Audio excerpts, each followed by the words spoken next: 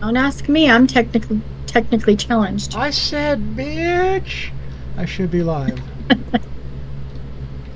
Okay. Is there video or just audio? There should be video and audio, and I was in preview. I'm glad you caught that because it was in preview mode. It wasn't live. There you are. There you are. Do you hear me over there or no? You're up now, Lee. I can see the one from May 16th, but not the one from right now. And are you sure you're looking at the Backstage account, not the main account? I don't even know how to get there. I'm not gonna lie. Okay, no worries. Just scroll. It's got a different channel name. So my main channel is Devil's Advocates 2024, and the Backstage is called Devil's Advocates Backstage. So you have to be on the Backstage account to be able to see it because I want to keep it separate from my main account because they'll hammer my pushing my videos out to people if I say too many swear words, and so I'm going to keep the two channels separate. Gotcha. Okay, let me look at. Okay, Jen has confirmed there's video. Yeah, Jen has confirmed there's video and audio. So the question is, Jen, can you tell me whether or not you hear more than just me? Like, do you hear my wife? Do you hear Kimberly? Do you hear Asmodeus, who's not talking? What? What? You're awfully quiet. Either you're quiet or I'm quiet, or I need to turn the volume up or something. I'm just letting you get your stuff ironed out over there. I think we're almost ironed out. I just want to adjustments. I'm almost 100% we're ironed out. I just want to confirm. Okay, Jen hears us all, so we're done. Now we can stop at the freaking technical difficulties and just chit chat. And we got Nian over there. Is it Nian? She's I can call her whatever I want to. I don't want to call her late for dinner. I don't know what to call you, but I'm going to say Nian until you correct me otherwise. Nian is a regular. I mean, she is like freaking faithful regular on YouTube, and that's been amazing. However, I have to be gentle. Super supporter. Because I shout a little bit. I hope she doesn't have headphones on, because she has headphones on. I tend to shout a lot at her. All right. Well, thank you for coming and joining me on a Friday night for a few drinks. I had to pace myself so that I didn't slur by the end of the night. And when I was slurring with the whole Sicilian thing, that was on purpose. So, now let's see if we can just hang out and have a good time. Why are Fridays so dead? Compared to my other shows, Fridays are the worst night. Now, granted, I realize it's Memorial Day weekend, but I know that there's... I know... Everybody's drinking already. Normally, after your shows, I would leave after. Yeah. When I would go out. Yeah. Okay. So most people... It's summer, too. I mean, Friday night... It's Memorial Day right now, so that's huge. But, yeah. So, I mean, Friday nights are probably going to be rough, I think. But, yeah, but my logic was who wants to stay up late on a work night, That's true. I don't know. Call me. But I'm here, and that's all that matters. So there's that. It's 4:11 in the morning for Nian on YouTube. Where? Where? Somewhere in Europe. And she doesn't want to wake neighbors. I can't remember where in Europe. Lucky for her. Germany? No. Ask her. I'm asking. I'm sort of asking. I'm talking to you about it, but she hears me talking to you about it, so now she can answer. Oh, awesome. Hell, you could ask her. Nian, where are you from, dear? Sweden. Oh, awesome. Holy crap. You know what's funny? This will show my ignorance. What is the relationship? Oh gosh, Mike's even going to hammer me on this. The relationship between Sweden and the Netherlands, not the Netherlands? Because who was it that was just recently deemed the most free country in the world? It was one of the English-speaking slash that area region of the world thing. Was it the Netherlands or I don't know? I thought it was the Netherlands. Isn't that where Denmark is? Yes, I think so. I think they got voted a while back. No. Netherlands and Denmark are completely separate. See, look at that. This is why I knew Crow would come in and hammer me. So the Netherlands is Holland. It's where The Hague is at. Amsterdam. That's Netherlands. Is that where Tivoli Gardens is? Is that where what? Tivoli Gardens is. I wrote a paper on that in 11th grade. Yeah. I never forgot it. Yeah. So. And the thing is, I know this because some of my ancestors are Danes. So Denmark is to the north. Same thing with Sweden, Finland, the more heavily Norse countries, the Scandinavian countries, are north of of the Netherlands. They're literally just right above Brussels, right, I guess, next to Cologne. So they're kind of more European than Scandinavian. Yeah. Gotcha. Yep. And Sweden. Windmills, tulips, and prostitution. See, I think of windmills with Sweden too, but maybe that's not right. So when I wrote my paper in 11th grade about Tivoli Gardens and everything, for entertainment, like it's like what do you do when you go to Tivoli Gardens? There was a whole 3 pages about the sex industry. I was 16. Wow. It was right at the beginning when the internet was like when everyone had the AOL dial-up account. So it was like 96. And my teacher read it, and she looked at me and she goes, "Does your mother know you wrote this?" And I was like, "I don't care what I do. I shut my door and got on the internet." Because, yeah, that was like the main point of my paper. And there were all these, at the end when we gave our presentations, they were like, "Who wants to go to this country? Who wants to go to this country?" And like all the football players raised their hand. They wanted to go to Tivoli Gardens. Of course. With the prostitute. Of course. And the live sex show. It was funny. So Nian says not a lot of windmills in Sweden. So I need to disassociate the windmills with Sweden, and that's more of a Netherlands thing. It's a stereotype, Lee. That's dangerous in this climate. I get it, and it's not politically correct to have stereotypes. I don't care. I'm the most unpolitically correct person. Not really. I'm pretty political. It's pretty low key tonight. Do you have anything on either one of you have anything? Nian, you can ask a question, and I can like at least talk about it. Or anybody got anything you want to talk about or on your mind about any of the cases or cases we're not following or anything like that? Or did your lawyer friend finally get over her TikTok issues? Is she back swinging? Well, yes, she's not. So she, for a while she was in TikTok jail. She's out of that. I had her on. She jumped on the show the other night with me, Allie, and I could only get her audio to be heard by people or my audio to be heard by people, and we couldn't work it out, and it got super frustrating, and people were starting to leave because it was taking us too long to work it out. So we ended up saying we'd do it later. She really, really wanted to be on tonight's show because she likes the topics that we were talking about tonight, but she's got weekend plans with the Memorial Day weekend, so she said she couldn't make it this weekend. So she's going to come on the show pretty soon. I just got to work out my technical bullshit. What did she do to go to TikTok jail? She didn't say specifically, but she's mostly probably in jail for Luigi Mangione because she talks a lot about Luigi.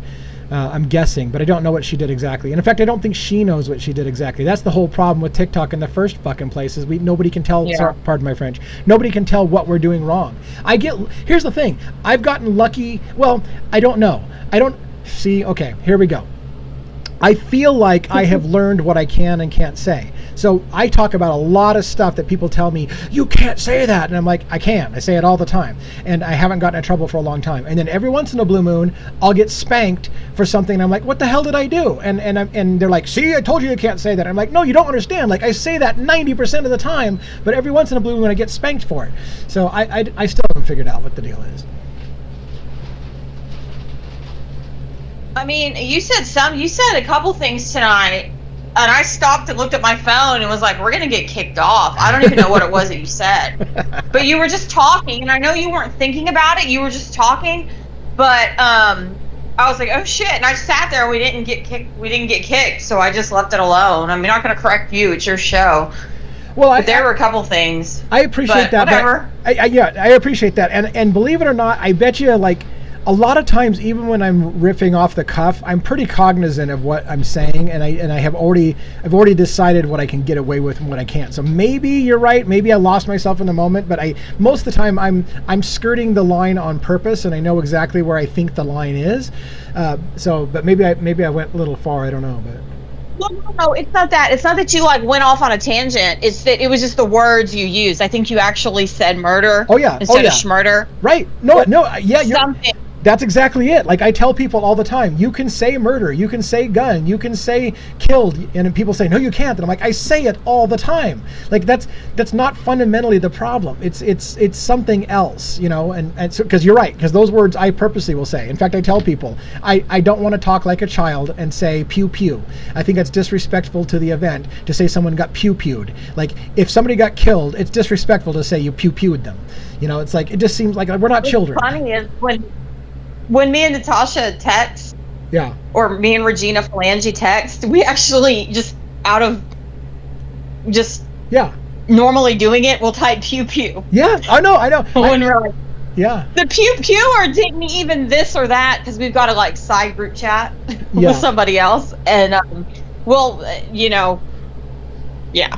And So, it's funny because funny. it's like I said. I mean, I had somebody in the other night. I don't remember who it was. The last time we did one of these drunken shows after hours, somebody came in and said, pew pew, and I'm like, dude, you can say murder. It's like, okay, you can say murder. Like, It was probably me. yeah, it might have been. Yeah, and again, it's like here particularly, Discord is a whole different animal. Discord really doesn't have the issue.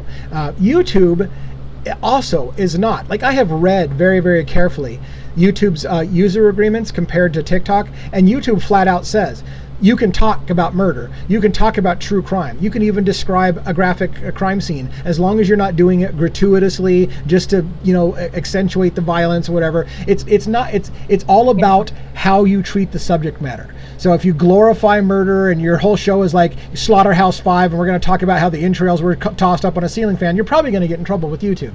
But if you just happen to say respectfully that, hey, as a fact of point, their entrails were pulled out, you're not going to get in trouble. It's all about how you say it. And that's where I firmly believe that TikTok is not heavy-handed that YouTube is not heavy-handed like TikTok. Well, I think one of the problems with TikTok, and this is something that if you read some of the back-end news, like with just some of the offhand influencers, I mean, obviously they don't go after people for using terms like murder and rape and things like that if they're used in context. Yeah. But when it comes to, I think her name is Allie, right? She's the attorney you often work with. Yeah. She actually goes really deep into the systemic problems around the case. And they have already said outright and publicly that the lobbies, the health insurance lobbies and other lobbies have gone after TikTok, which is already living on borrowed time technically. And they're using their legal push to basically force them into some type of compliance. So that way TikTok just doesn't become a hotbed or more of a hotbed for Luigi support. But they've said that stuff out loud already. It's like, yeah, no, if you're too positive about Luigi and you're doing too much rabble rousing, we're gonna and you do anything, we're gonna clip your wings a little bit. Well, two things I want to say. One about the Luigi healthcare thing, and then one about Diddy. So the one time I got a week-long suspension, what I think I said was, I was talking about Pam Bondi's. It was when Pam Bondi came out and said the whole Luigi Mangioni's a murderer and we're going to go after him. And Karen Ignifolo's response, I read directly from luigimangioni.info or .com, whatever, luigimangioniinfo.com. I read her public statement verbatim, which said that she called the healthcare system a murderous healthcare system. And about 30 seconds or after me, I said that, I got shut off and I got an instant, you're done for the week and no appeals. And they said it was hate speech. And I think it's because I simply was repeating what Karen said, which was calling the healthcare system a murderous healthcare system. And they were like, yeah, you're done. And so I'm pretty sure that was the problem. And again, what that means is, to your credit, that the problem is they're not going to let you speak badly about the healthcare industry for whatever reason. Maybe financial things, maybe they got business dealings with them, or they're just in bed with the U.S. government and whatever. But the point being is that did seem to be the area that got me in trouble. But one more thing before I let you riff on that is, Allie said she's got a friend in her law firm that talks about P. Diddy all the time, and she says they're both just completely dumbfounded about what he gets away with on TikTok. He talks about the sex crimes and all kinds of shit, and they both don't know how he keeps getting away with it. So at the end of the day, I don't think anybody understands what TikTok's doing. Well, again, I think that this is politically motivated. Yeah. Are there actually people monitoring it, or is it a bot that's picking up on certain words? I think are there actually people sitting there behind a screen, like with a shit ton of screens in front of them, and they just click to Okay, you want my conspiracy? Here's my. I'm going to tell you my conspiracy theory. I got a conspiracy theory. First of all, I do think it's both. I think AI bots search for words and they watch and translate on the fly the things that you're saying, and then they're looking for trigger words. Somebody has set up behind the scenes what trigger words they're going to look for, and then it looks for context, what was being said at the time, what's the context. And so I think that's where I've gotten a little bit lucky. It's not the words, it's the context. So I'm always careful when I'm saying the context. I often preface it ahead of time with caveats that this is just out of the news, I'm just quoting mainstream media. I say, and because I think the AI is looking for the context as well as the word. But then what I think happens is once they flag it, then a human being can review it, especially if you appeal it. And somebody will go and then look at the moment in which the AI flagged it as a problem and go back and listen to that. And then they will decide whether or not to unblock that and say, okay, it was good enough in context, that was an overreach by AI. Or they'll just get lazy and say, fuck it, you can't say that, whatever, and I don't have time to look at it. Because they probably have limited number of people. Now, here's the conspiracy theory. My conspiracy theory is this. It goes back to the day that TikTok was shut off in the United States for about 24 hours and came back online. Once they came back online, everybody complained that things were different. The algorithm was different. Things started acting different. People were starting to have a complete confusion about what they can and they can't say. I have a conspiracy theory idea that I wonder if the U.S. government put backdoor software on the U.S. servers when they shut them down, and when it came back up, we are now driving people away on purpose from TikTok so that they'll go to American companies like YouTube and Instagram and Facebook Reels and whatever, by basically making TikTok be a shitty place now, by basically influencing the AI bots to make it so that we're all confused and we can't say anything or whatever, and we can all shit on TikTok and go, fuck TikTok, I don't want to be on TikTok anymore. And that might be by design to drive us to U.S. companies. Since they can't seem to buy out TikTok, they'll just drive us away and make us shit talk TikTok and move somewhere else. I believe that. When they shut it down, it was different when it came up, and that wouldn't surprise me. Yeah. My theory on that from like a business stance is that I agree it was different when it came back, but my theory on that is a little bit different than Lee's theory on it. Is that what happened is when TikTok refired, they actually pulled a huge chunk of their algorithmic software that they felt was proprietary, and they did not want United States companies to be taking from them. Yeah. So it became, in effect, less effective, which is something all of us noticed that are TikTok hounds, is that suddenly where you were, it seemed like it was almost preternaturally giving you what you wanted to see at that moment. Suddenly it became a lot more dead. I don't know if you've experienced that. Yeah, I mean, I just know that it took a while to get my Luigi videos back, and I just started hashtagging everything Luigi talk, and everything came back. Everything was fine within like a week. We just had to like rebuild. It was a joke amongst everybody like that I was friends with, was we were all having to rebuild our Luigi algorithms to get our videos and stuff, and all the little goofy videos set to music, like the Daddy's Home and the whatever. But I mean, absolutely. I don't think they're watching it as much as you think they are, because as many times as I have posted, I will beat the brakes off of Pam Bondi's ass, and she can gladly bring me Tulsi Gabbard and that little bitch Caroline. Mm-hmm. I've never been blocked or anything, and I routinely on TikTok will just troll Caroline Levitt. So I've hashtagged her before. I have to comment. But do you? Go ahead. Do you have an account with followers? I apologize, I don't know you. Do you have a follow?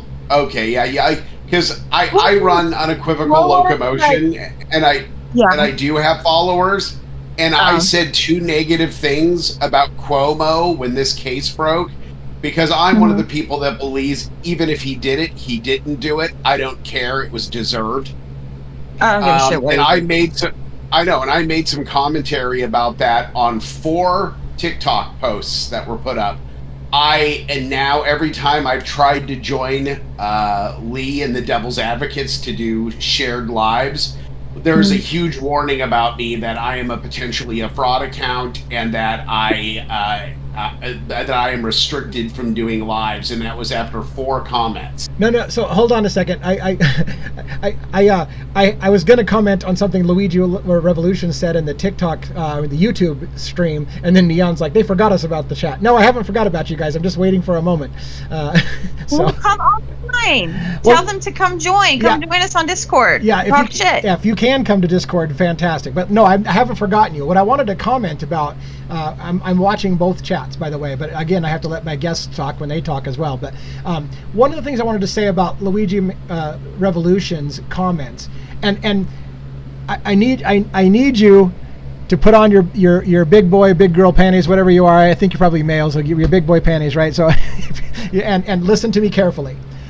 When people tell me, no, they are blocking all Luigi content because they're blocking me, it can't be true because I talk about Luigi every day of the week, right? So it can't be true all Luigi. I mean, I'm living proof. The topic of Luigi is not being suppressed because I can talk about Luigi all day, every day. Now, where I'm saying you have to put on the big boy pants is what I can't verify is whether or not you said anything to somebody in a comment or whatever that was really, really inflammatory and drew the ire of somebody, and they flagged your account as exceptionally, don't give this guy 2 seconds fuck of leeway. If he says anything about this topic or that topic, he's done. Because you might have said something triggering, and maybe I haven't. So that's the difference, I think, is like, you know, again, because I kept people argue with me all the time. You can't talk about Luigi. And I'm like, I don't know what to tell you other than, I don't want to fight with you because I talk about Luigi every day.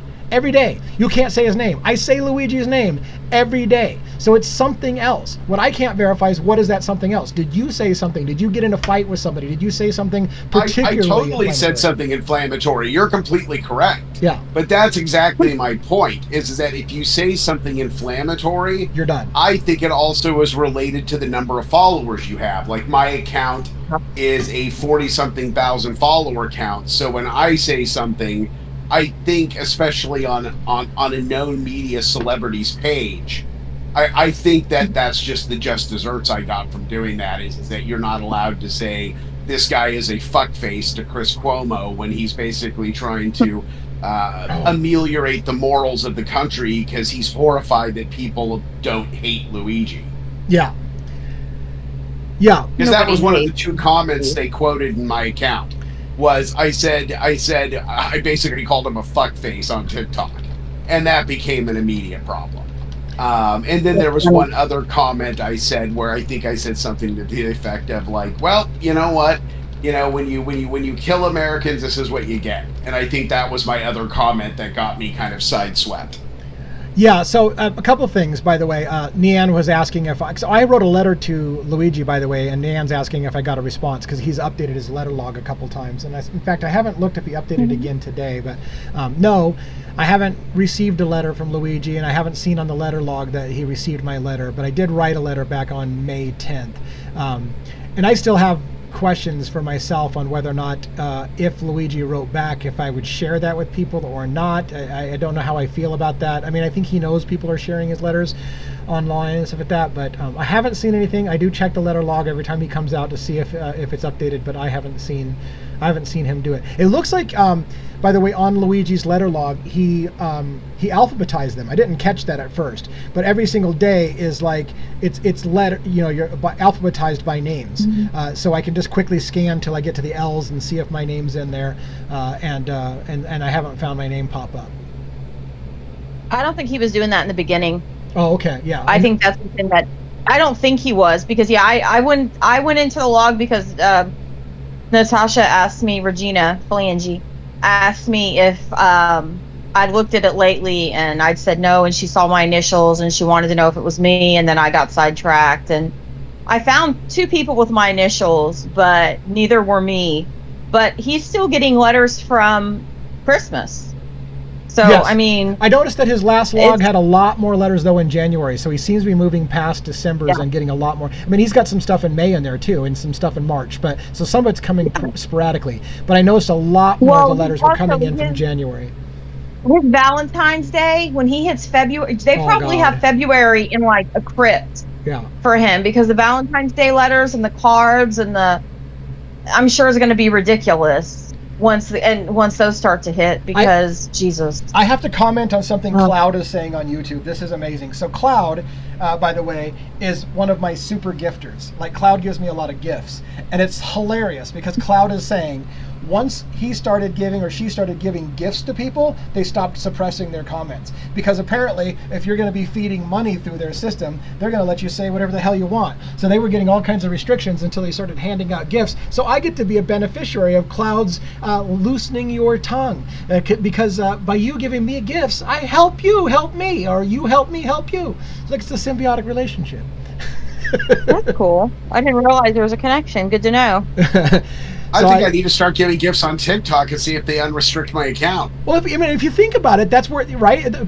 They want money in the end, right? So if they're, I would agree with you. I mean, I'm not trying to say this for all, my own freaking personal benefit, but if you spend money, they're going to be a lot less likely to piss you off because you're spending money. If you're just a quote unquote freeloader on the system doing everything for free, they're like, we can, punish that guy, and who gives a shit? He's not giving us anything. So I could see a logic where they would be less likely to restrict and punish people who are giving them money. Now, the only counter to that is, I had a video one time out of all the videos I was doing on TikTok, I wanted to take advantage of some coupon they gave me where I could promote that video for like $20, and they would not let me spend money on it to promote it. They're like, nope, you can't promote Luigi content. And I'm like, I'm literally trying to give you my money, and you're telling me no, you don't want my money.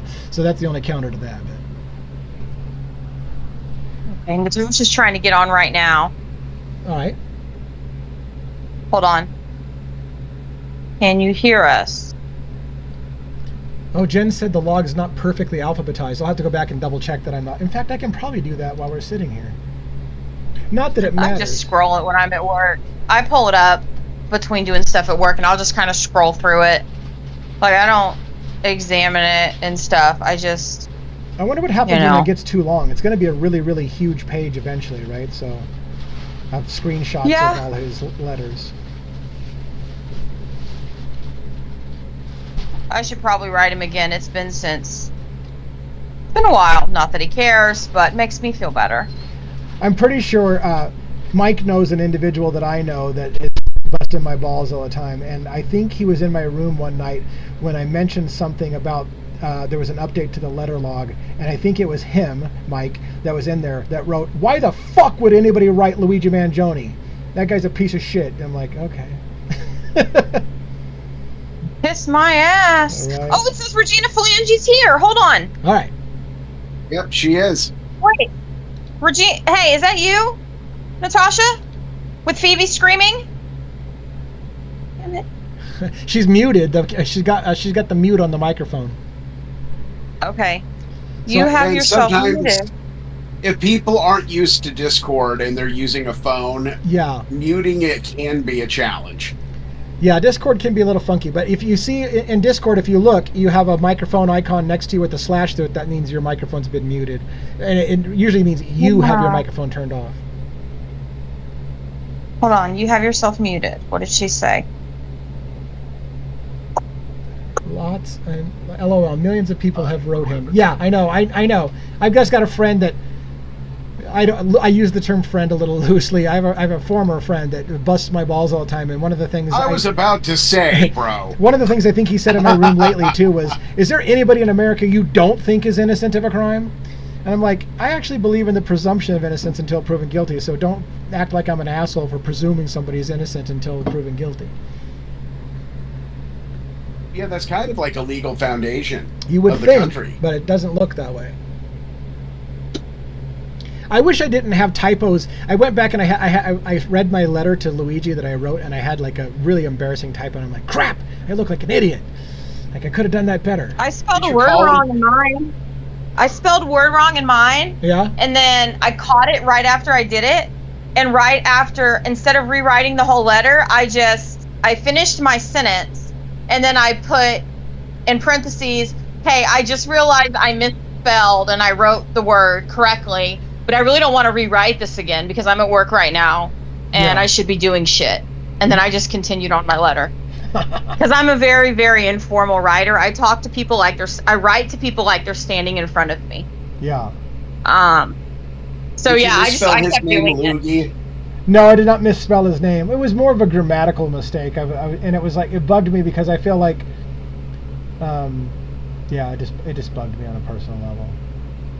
Yeah, I mean, Luigi Mangoni might be a problem for you. Otherwise, I'm sure he's used to seeing some grammatic or spelling errors. Luigi's giving me some props on the YouTube channel, saying that he likes how I expand people's minds sometimes, and blew his mind about the cryptic letter log. I'm still thinking that you're right about that. Yeah, I don't know about the crypto thing, but yeah. I mean, Mike's one of those guys in the room here. Mike Asmodeus is one of those guys that doesn't really go on the ciphertext thing. I still think there's something there with it, but having said that, well, let me repeat. The FBI is full of really fucking smart people. If there was something there, they'd be all over it already. Well, the problem is that we know Luigi is an incredibly intelligent individual, right? We know this. And as we discussed, like, via private message, probably, like, what, a couple weeks ago, I would have a problem with him being dumb enough to think that the FBI would not have cryptographers go over every single communication he runs looking for code.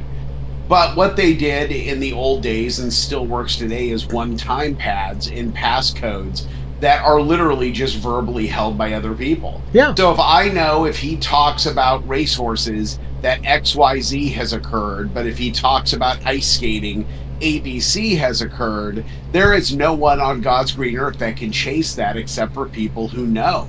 And so I believe he is smart enough that he wouldn't use ciphertext, but instead would probably have past phrases. Well, yes, and that's exactly why I said, Mike, I said, look, this letter that he allegedly sent out to 68 people, more than likely somebody, if that letter has a meaning, it means something to somebody, the one person it was meant to get that letter.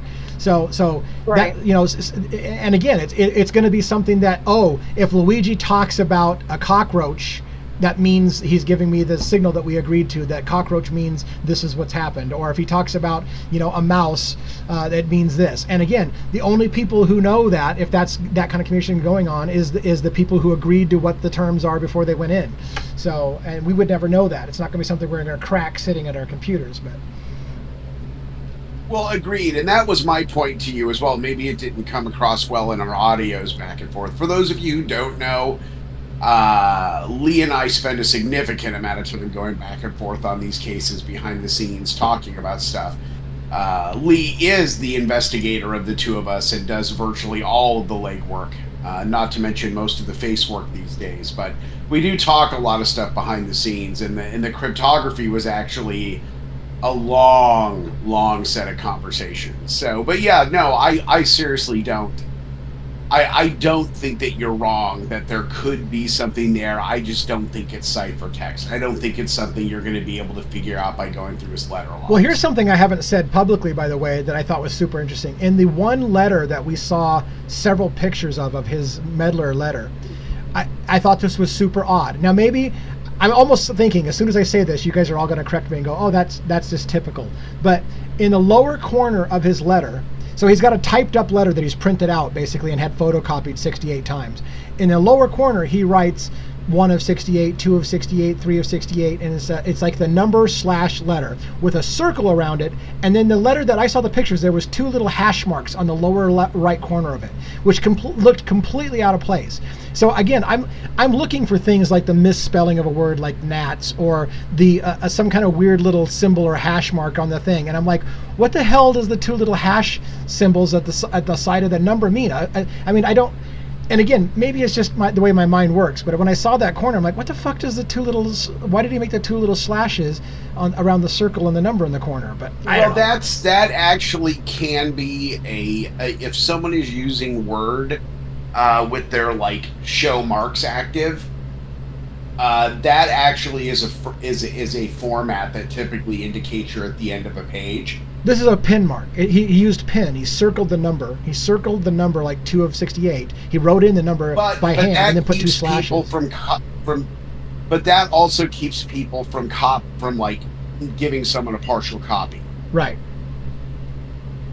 And it also allows him to know whether or not his letters have gone out. Yeah. Yeah, and it's funny too because. What were you saying? No, I was talking to Princess. She tried to jump in. I didn't mean to cut her off. No, I said, or maybe his hand just slipped. No. These are Like, deliberate. maybe- These are deliberate lines. These are for sure deliberate lines. But it brings the other question. Like, it's funny because people bust my nuts because they're like, devil's advocates, you're an idiot. I mentioned before about how the tuna packets sounded weird, and I'm like, what is it? Why is he talking about tuna packets? And like, you're an idiot. He clearly told people that he eats tuna in prison. And I'm like, yes, but you're not getting the point. Like there can be hidden nuances in a story that is like trying to tip you off, and they're like, no, you're an idiot, you spend too much time, and maybe I do, maybe I spend too much time in that world, but the entire time I was reading that letter, I thought to myself, there's a reason why this went out to 68 people, and there's a reason why this story has very specific wording, and I just can't figure it out. And again, the question becomes like, here's my question is, if the government thought that Luigi was trying to communicate with somebody on the outside, could they, even if they wanted to, legally stop him?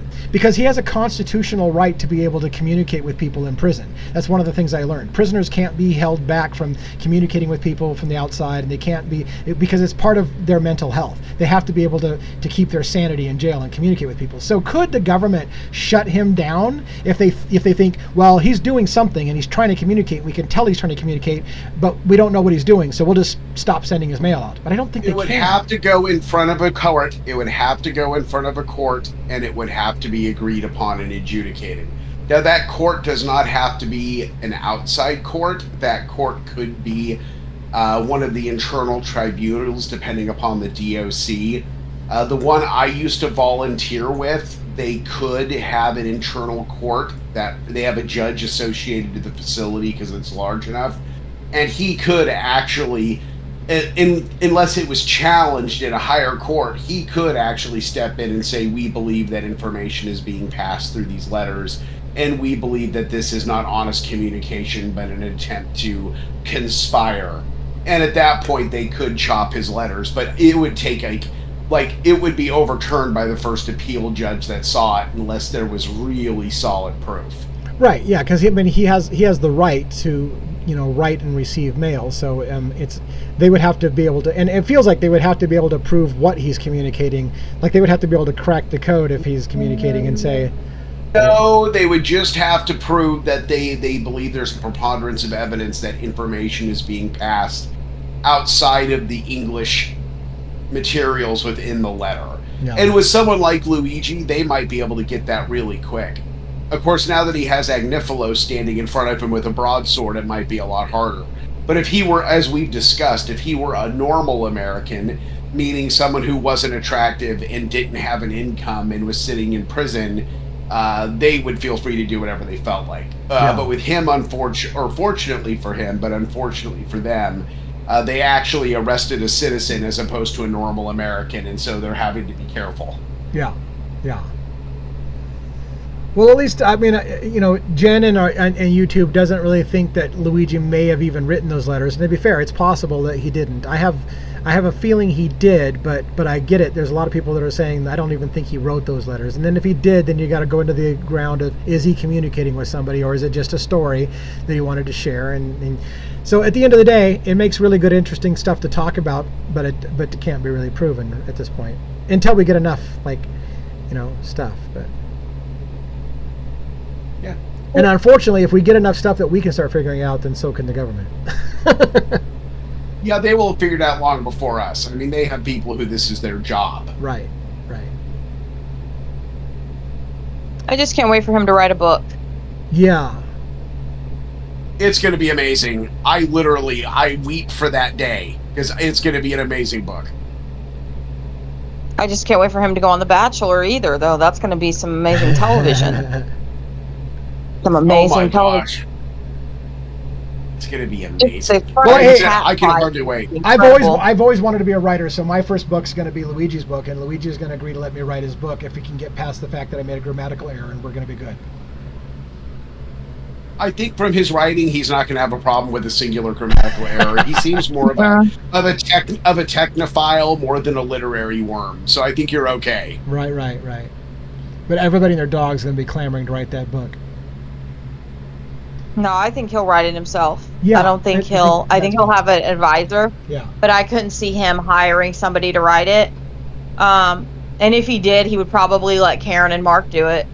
If anyone was going to write a book, but that would have to be long after she's retired and she's done, and Right. you know what I mean. Right. And she gets him off, Karen, for fucking president, man. I mean, I don't know. So can you not write Kohberger in jail? Because I can't find an address. I don't know. I've never even thought about trying to write Kohberger, but I mean, in theory, it should be relatively easy to find where he's incarcerated and be able to write to him. But because it should be public record, I don't know where he's being held. I mean, I know the trial's in Boise, but I don't know where he's being held even. So that's the other question. Because I mean, the only answers I'm getting are Reddit, and I don't really believe Reddit that much. And Reddit's like, they don't give him his mail, and then someone is like, that's illegal. They can't not do that. Yeah. And then, I don't know. Yeah, there's got to be a way. There's got to be a way. I just don't know how. Yeah, I'm looking up right now. I'm trying to Google like what prison he's in, and they aren't even saying. I have a lead on that. Okay. Let's take a look. Well, not a lead, I should say an article I'm reading that says it has modern information, but I'm not through there yet. Oh, okay. Well, post it in the chat thingy. Because I don't want to call the Idaho prison. Well, I'm gonna read it first because I don't trust anything online when it comes to Kohberger or Mangione until I actually see it. There's so much crap being thrown at people right now. All right, so. Well, I mean, how many he's just in state custody, right? It's not federal, right? Here's what I'm going to do. Yeah, he's in state custody, and they keep saying Boise, but I'm not sure which facility. Are you guys watching YouTube? Because I've got where to write him at. It looks like. Oh my gosh! Really? Did someone post it? What is it? Hold on. Let me share my display. Let's turn this on, and let's thank the gods for YouTube. No, thank the gods for ChatGPT. Okay, hold on a second. Oh, well, we better double check that. Okay, take a look on my screen if you're looking on YouTube. According to this, he's held at Ada County Jail, which does sound familiar. I remember Ada County. Brian Kohberger, Ada County Jail, 7210 Barrister Drive, Boise, Idaho. It's got the zip code. Now, we need a prison inmate number, and that's what I was looking for on this. Yeah, I think, what's his number? Because, like, we know Luigi's by heart. I do. Ada County Jail directly reach out to the trial administrator Kohberger case at Idaho. Okay. Yeah, so actually, now that I'm looking at it, because I was too early on it, it doesn't have the prison inmate number. For the most accurate, up-to-date information, contact Ada County Jail directly or reach out to Kohberger case at idcourts.gov. Yeah, So, I just found one that's State versus Brian Kohberger. I didn't realize it was Ada County. That did come up in my search, but when I think Ada County, I think of Oklahoma, right on the other side of the Red River from me. I didn't realize there was another Ada County because I live in the country of Texas. So I thought I had the address, but without an inmate number, I don't think that's enough, probably. But I'll call them and ask them. It's fine. Yeah. I'll just call them. There you go. I have no problem. Maybe they'll put them on the phone. I know that's not going to happen, but it'd be funny if they did. Like, let us get them for you. Hold on.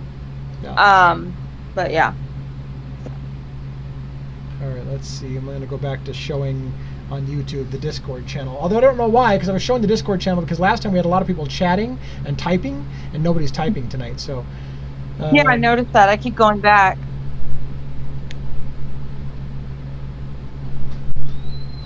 My wife keeps coming into the room back and forth, and I need to go get a little bit more of my favorite beverage here in a moment. So, well, okay, she's typing. Affiliac is typing again. Because she says she thinks she knows some stuff about the story, and I said, well, come on and tell us. Hey, Fred. So they're talking a lot about the PhD comment in his letter on YouTube, and I've been kind of ignoring it, but now that they keep talking about it more and more, I feel like I need to go out there. This is PhD, if it's him. Luigi? Yeah. Does he have a PhD? No, I don't think he has a PhD. I don't think. Well, it's an acronym, Yeah. but it doesn't mean what y'all think. So that almost makes me think the letter's fake, because I don't think he would put that in his letter if the... Well, I would need context. I mean, how is PhD put in the letter? I remember when I read the Medler letter, I don't remember PhD being in the letter. Luigi Mangione, PhD. Luigi Mangione, pretty huge dick. Well, That's a PhD. that was the early. Remember the 20 porn videos that were supposedly about him, and he was all asking if he was the only Italian with a big dick. I don't know, something like that. No, it's an Italian thing. Yeah.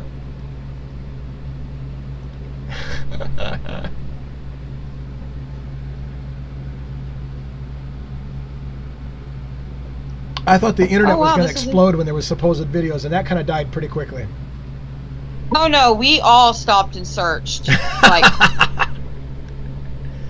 yeah. Somebody, well, in the beginning, I really did think he was gay. Yeah. I did. One of the very first things I Googled was, "Is Luigi straight?" And what led you to think he wasn't? I don't know, a vibe I got. Yeah. And I'm really good with vibes. Yeah. Is it because he is so well coiffed? Because he's metrosexual. I know plenty of men that are gorgeous and beautiful. No. Yeah. No, not at all. But there was something about him that just made me go, I just thought he might be in the beginning, and then they started talking about it on the internet, and they were saying, oh, he's bi, and then I was like, but then that girl came out that, the one that they drove her into darkness, they gave her so much shit, the pretty girl, and then I guess she's like, no, we never dated, but you know what, and that bothers me. I don't care what he is, he's just a doll baby. But, yeah, in the beginning, I really did think he might be gay. But, I mean, I don't know. I know that the gays were really excited to see they wanted to see the video too. I've got a friend in my apartment complex, and we were talking about it one day, and he's like, girl, are the videos real? And I was like, shh, I don't think they are, because I've scoured the internet for them. And he was like, well, I checked all the gay porn sites, I couldn't find any either. I love some of the comments I got from some of my female followers that were like, they're like, this can't be true, because if it was, I would have already found them. And then another one was like, if you do find them, please send them to me so I can verify their integrity and make sure that they're real. And I'm like, of course you guys. Absolutely. Yeah. Absolutely. I don't know though. I mean, I don't think he is now, but I mean, in the beginning, I did. I don't know what changed. I really don't know what changed. But in the beginning, I thought he might be, and it may have just been because of stuff I was reading. But I don't think so. I don't know. But if he is, it's gonna make for one hell of an episode of The Bachelor. Yeah. Even of The Bachelor. Yeah. If you both share the pool that he can fish from is gonna be incredible. Somebody said the PhD thing was fake, Luigi. Luigi, can you try to explain the PhD thing? Because I don't even remember exactly this context of the PhD thing. And while you're typing something, I'm gonna step away for a moment and refill my drink. I'll be right back, you guys. Hold on. He doesn't have his... Oh.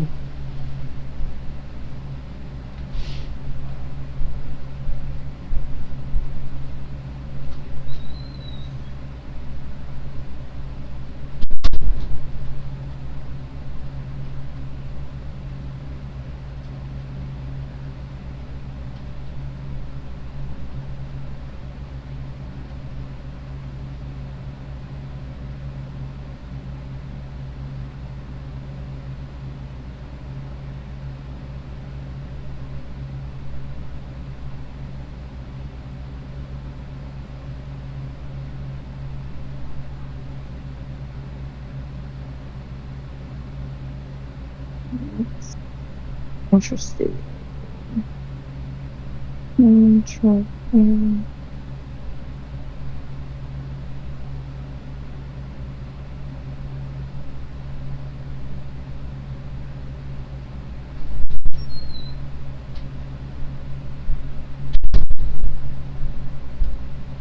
Whoa. If you're gonna throw up, get off my bed. Get off the bed.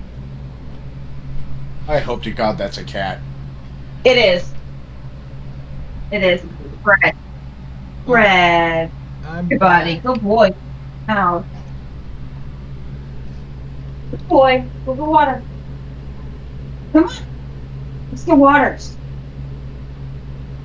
So what's going on when I was gone?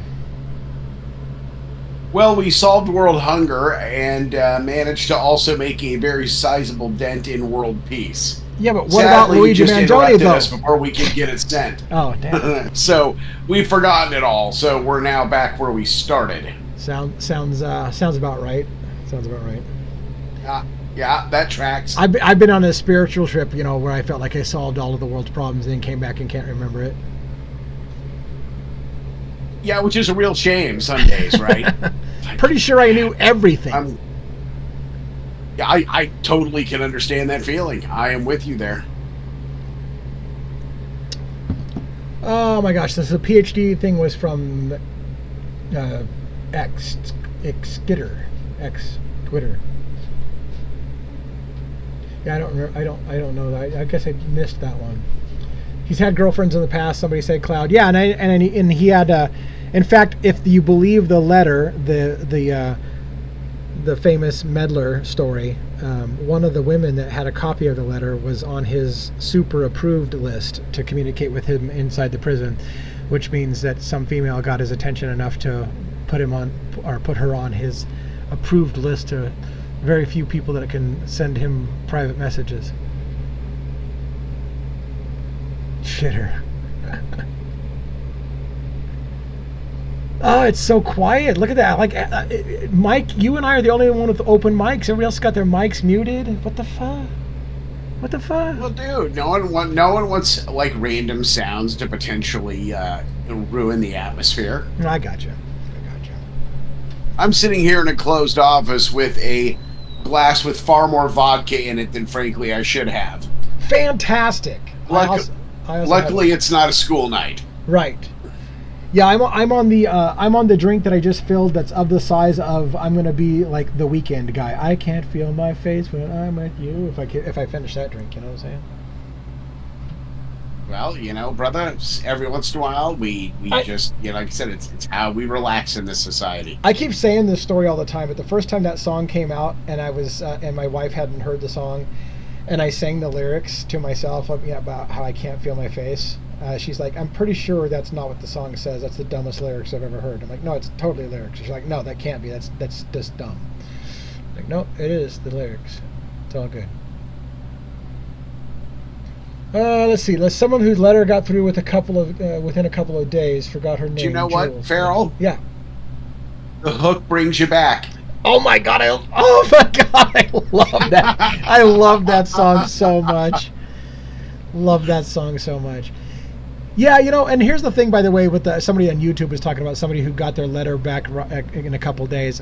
How do you, I don't know. Where was I going to go with that? Like, so I got persuaded to write a letter to Luigi, but then you have that whole thing. Like, do you feel insulted if you don't get a letter back? The guy's getting hundreds of letters probably every single day. How could you be insulted if you don't get a letter back? So the best that you've got is a warm fuzzy that maybe he put your initials on a piece of paper acknowledging that he saw your letter one day, and that's it. That's going to be the extent of your communication with Luigi Mangione, unless you're one of the lucky ones that said something that, and then you have to ask, like, this is where my mind goes, who's Luigi writing to? Who does is the hot cute chicks that sent him nude photos and shit in prison, or is it the intellectual? Well, it won't be them, because most prisons these days will not allow someone to pass nude photos through the mail. Right. They won't. That is It was a bit that rhetorical. is the relic of a past. It was a bit rhetorical. What I'm saying is, what is the type of person Luigi is going to write to? You know what I'm saying? Maybe he's going to write to the guy who's fighting on TikTok every day for his freedom.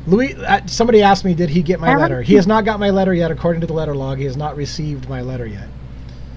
I'll tell you this, like, just because of how interested and how much I follow the case, I will consider it a massive compliment if I could get a personal letter back. But then I'm thinking to myself, it's now you're just hoping for something that's not going to probably happen, because again, hundreds of letters every day. And then I start to criticize my own letter. Did I say anything in that letter that was worthy of writing back, or is it just a hey, thanks bud, kind of thing?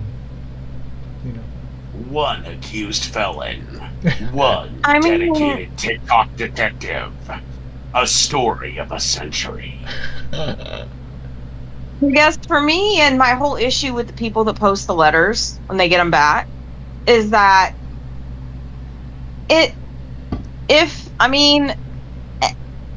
it's, I don't want to say it's a private moment, but why would you want to share it with everybody if it came back to just you? Would that, maybe that's just the girl in me. Like, I'm like, that's something special when you want to just keep that and be like, I got my letter back. Yeah. Like, I wouldn't. Well, I guess it depends on what he writes you. If he says 4 of 68 in the corner, you Yes. probably know it's not a private Right. communique. Thank you. Thank you. So No, I got still. mixed. I got But mixed still, feelings. for whatever reason, Yeah. No. it's just.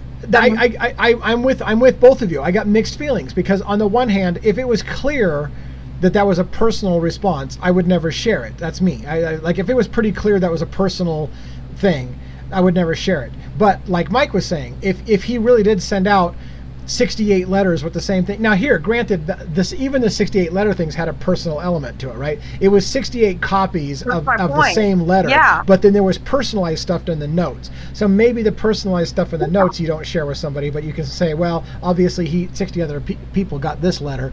But yeah, I don't know. I don't know how I feel about I it. don't know if I can swallow that though, because here's my thing. Like if Luigi and I had passed 3 or 4 letters back and forth, because I've done correspondence with inmates. So if we had passed 3 or 4 letters back and forth enough to start developing a relationship, I might assume at that point that I'm getting personal and private communication. Yeah. But before that point, when there's no relationship, what is he relating to you? Unless he says in his notes, oh, that story about your Aunt Mildred, I'm really sorry about the rejected claims. I mean, if I were out, pop, pop, pop, unless he has something like that in the notes. And most of these notes I've seen don't seem utterly personal. It seems like he's just saying things that are relative to maybe a singular communication from another person. Yeah. And I just don't see that as hyper personal. Right. Right. And I mean, in a letter like that, I mean, I wouldn't. That was like when you were 5 and you wrote a letter to New Kids on the Block and you got the signed picture back with an, hey, Kim, Hey, thanks for. did you get the picture back? I actually did, yeah. But I was like 9. Oh, Yeah, I I did. see how it is. Yeah. All right. I I was guess a if you're a 9-year-old girl, girl, you get a picture I did. back. Yeah. Yeah. We'll see But how that I joined goes. the fan Never club. mind. My mom wrote a check and everything. So, yes. No, it's okay. My Thank you. feelings aren't hurt. Let's continue on with Luigi. Okay. Yeah. But, yeah. It's tough. I don't know. Yeah. It's tough because I think a lot of people would view, like someone like myself. Let's myself. So if I wrote to Luigi and then he wrote back, and if I go and talk about it on TikTok, they would accuse me of clout chasing. Like all I wanted to do was Right. like, look how cool I am. Luigi wrote me and not you. That's what it would look like. But then if you said something to him that was of a public nature and he responded to something as a public nature, then you would want to share that. So it's just more than likely I would keep it to myself, and maybe I would mention to people that, yeah, I got a letter back, but I wouldn't share the contents. But because again, the last thing I want is the same thing that happened. It's the same thing that happened to me with the JP Renison situation. Somebody confessed to being the shooter by the name of JP Renison, and then he called me out specifically, and I mentioned, hey, thanks for calling me out, and they're like, oh, you're just clout chasing, trying to prove that, show off that he mentioned you by the name. And I'm like, okay, well, I guess I'm going to pull that video because now I'm being accused of clout chasing because he mentioned me by name. So, like, I don't know what to win on that kind of stuff. That's when you just need to be like, look, I got a letter from Uigi Lay and Gion May. Right. And Pig Latin. it's some pretty private stuff, but, let me tell you, it is relevant to the case, so I'm going to share it. Yeah. Yeah. No, I do think that if it was obviously hyper personal, you'd want to keep it to yourself. Like if it was something where he said, you, this person, I want to tell you this, then I don't think that would be fair to share it. But if I'm getting my grips from other things he's saying to people, I think for the most part he's using his prison letters as a PR campaign. No. And at that point he wants that stuff spread. I tend to agree. But Emmy and YouTube asked a question I think is worthy of a discussion between us, which is basically, here's the question. If there are indeed alleged handwritten writings do you think that KFA would even allow Luigi to write the letters? This goes back to the statement.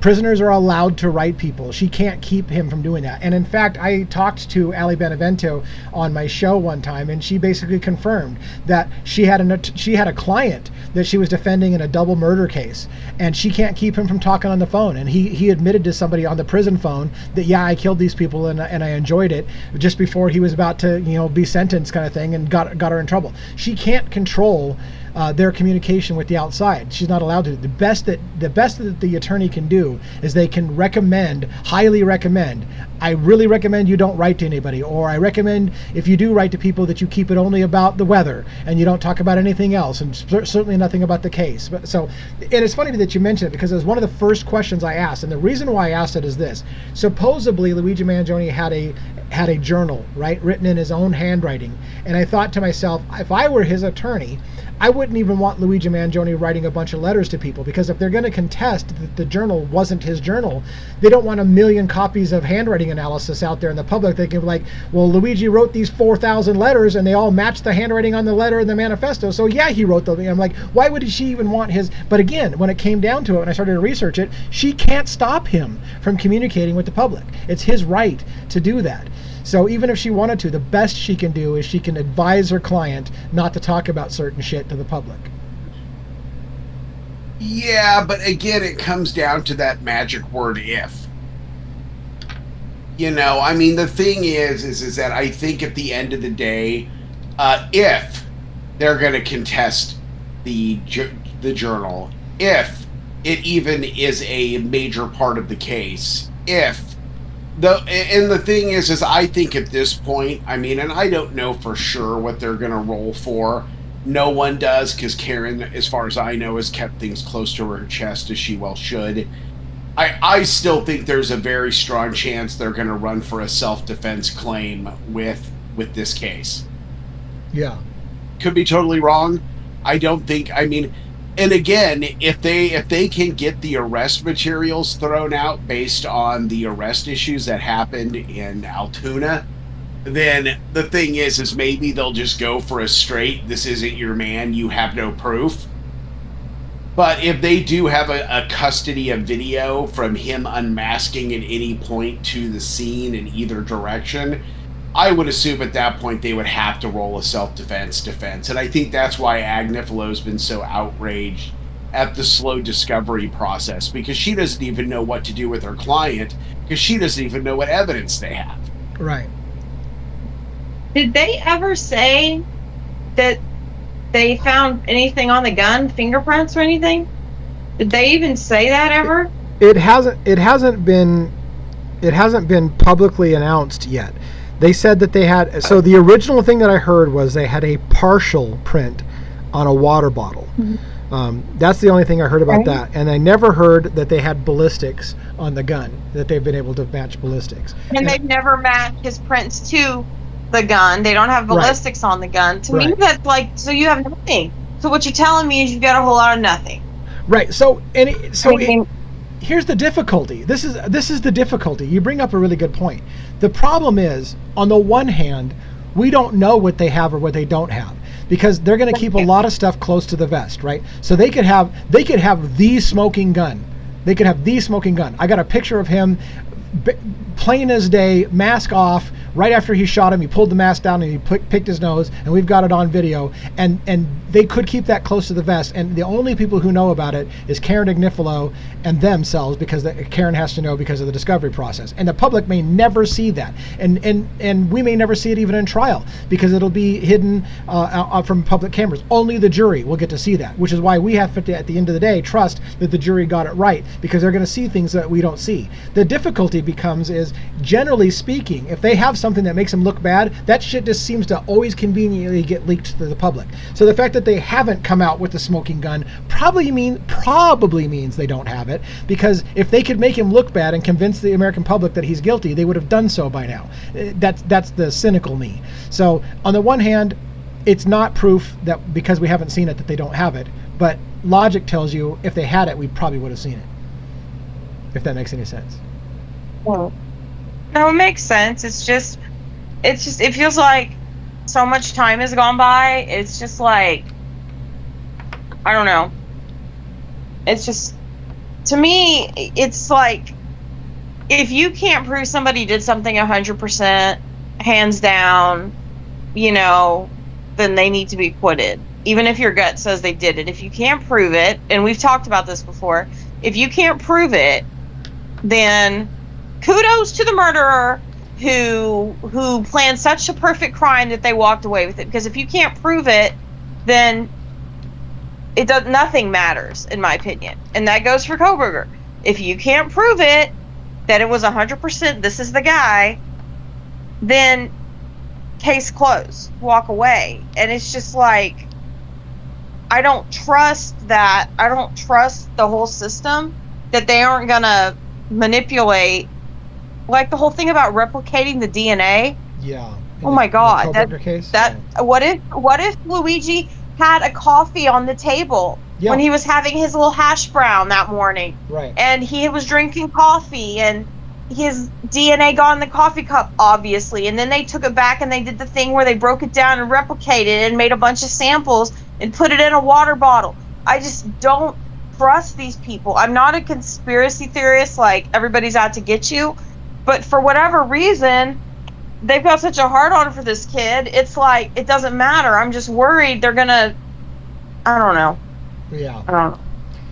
It's tough because, and there's comments in the YouTube that I want to get to as well, but the really tough thing is, I'm going to go on a little rant, it is what the jury sees is not the whole story, because again, right, the prosecution and the defense are both going to play games to try to include and exclude information, whether or not it's useful or helpful or the truth. They'll try to get it thrown out on technicalities, right? And so they might not see everything that the public sees. In fact, we might be more informed in some ways than the public, or than the jury, because we've been seeing things that are out there, and they may never get to see a video that we've seen a million times. They may never get to see that in the jury. So in some hands, we're more informed. On the other hand, there's stuff they're being kept close to the vest that the jury will see that we have never seen.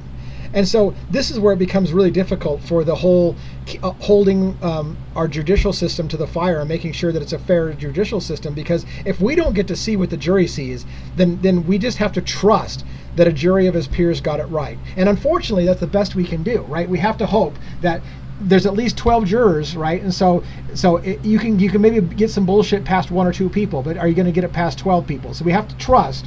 And Allie, by the way, Benevento said the same thing. Juries are really smart. They're a lot smarter than you think.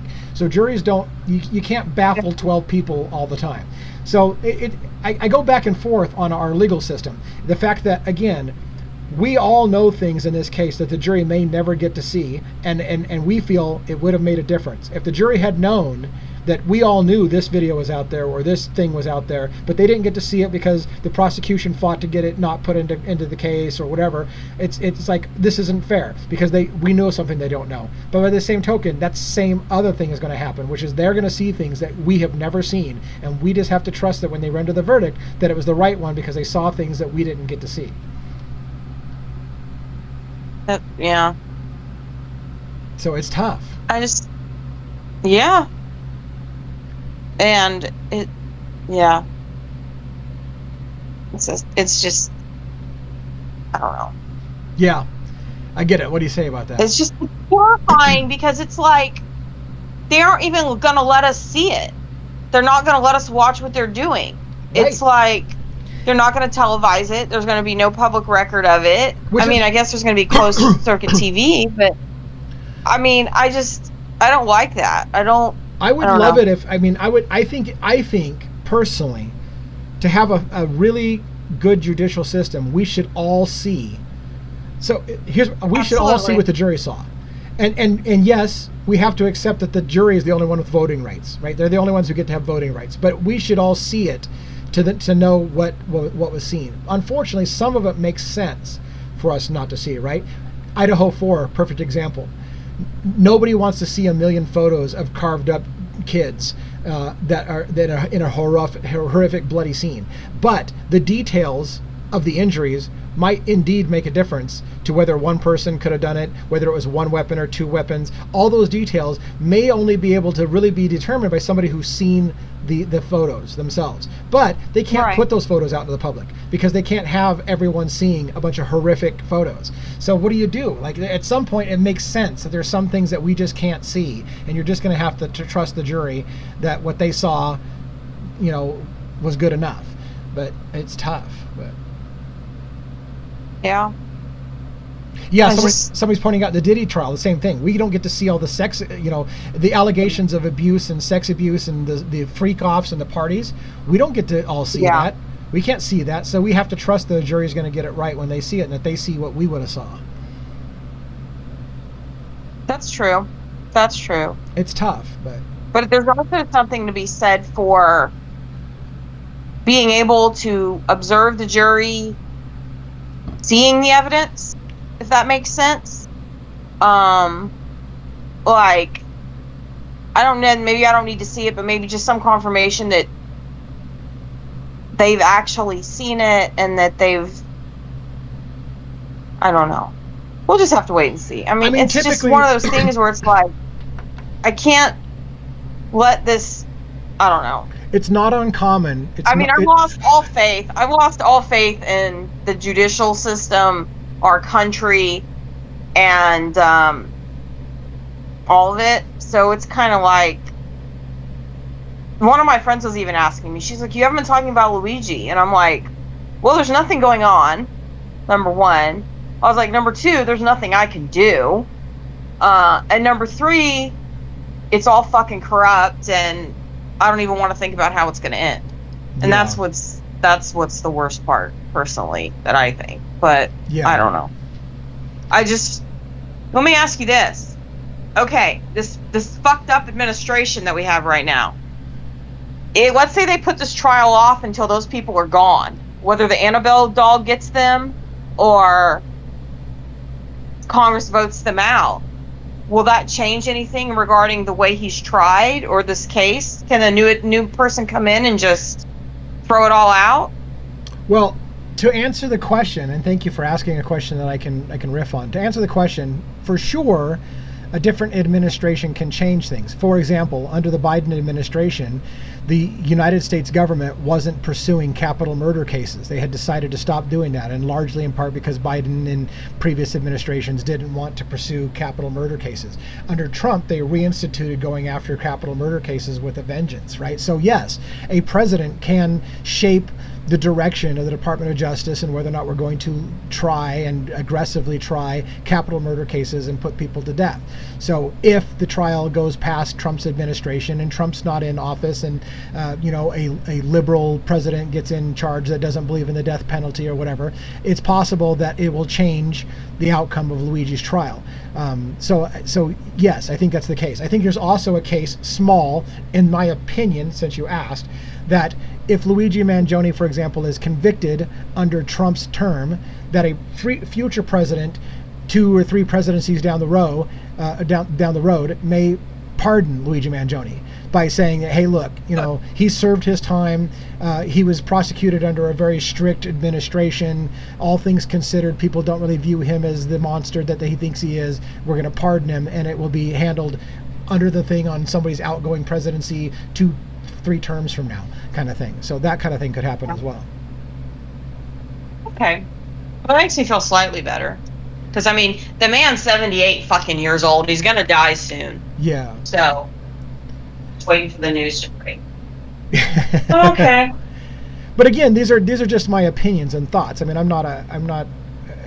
just making guesses, but I do think that it does matter. It does matter what the administration can make a difference on the trial.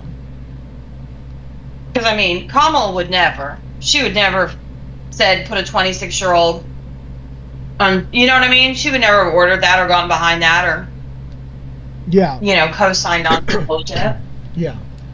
Either Joe, either would Obama, but whatever. What the fuck ever. What can we do now?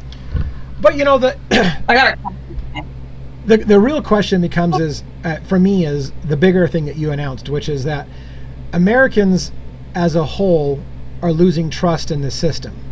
They're losing trust in they're losing trust in the judicial system. They're losing trust in the media. They're losing trust in the political system. We're becoming disenfranchised, and then we're having an attitude. And it's no big. I'm not picking on you, but it's the whole I don't give a fuck anymore attitude, because there's nothing we can do. The give up attitude, right? There's nothing we can do anyways. Fucking, they're gonna do whatever they want. I'm just gonna tune out and watch football, or whatever the case. And I get it. The question is, how can we change it? I don't know if we can change it, but it's sad because I think a lot of Americans are getting to the point where they feel like the system is rigged. It only serves big interest and big politicians and big money. Luigi's never going to get a fair trial because he's upset the apple cart of big corporate players with big, huge money, and the medical industry is out of control. There's no way he can get a fair trial, and we just give up. But so I guess we have to just keep trying to fight for the little guy, No, I most definitely give a fuck. I mean, I care. Don't get me wrong. Yeah. I don't understand. I mean, it's like the whole situation. Let's say he did it. And let's say he did it because he was making a statement against stopping all the medical fraud and not fraud, the abuse of the system, okay?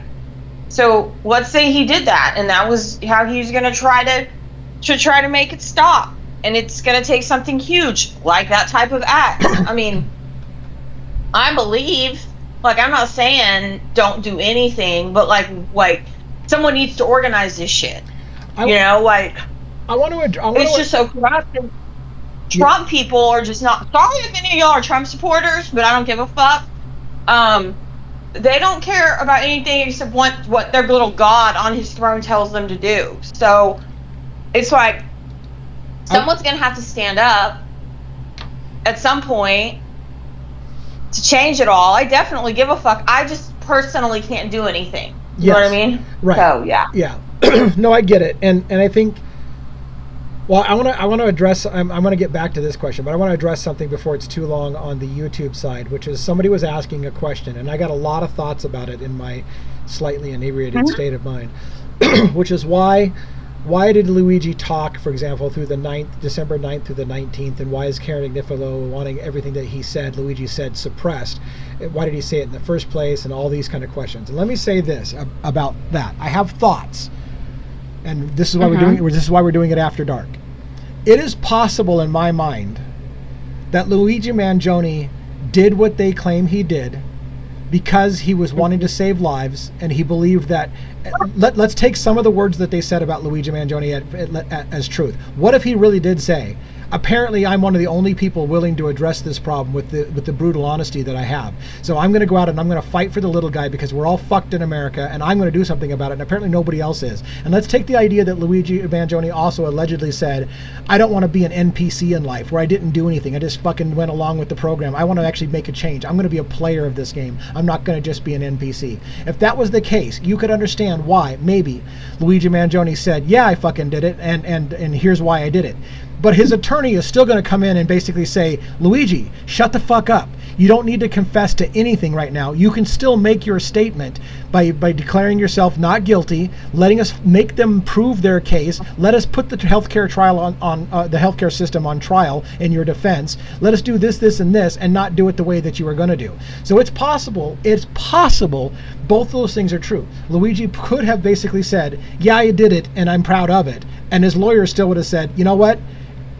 We're gonna plead not guilty, and we're gonna make them fight it out in court, and we're gonna expose the whole system. We're gonna tear the system down. Yeah, that's true.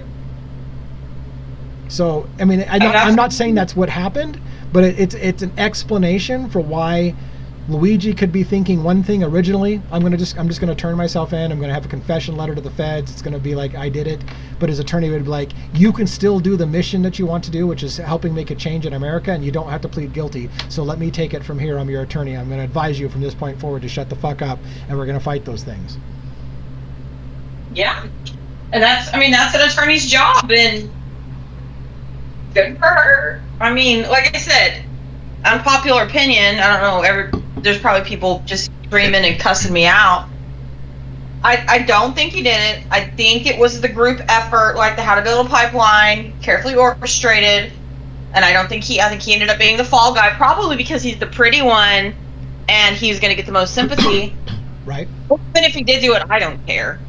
People die.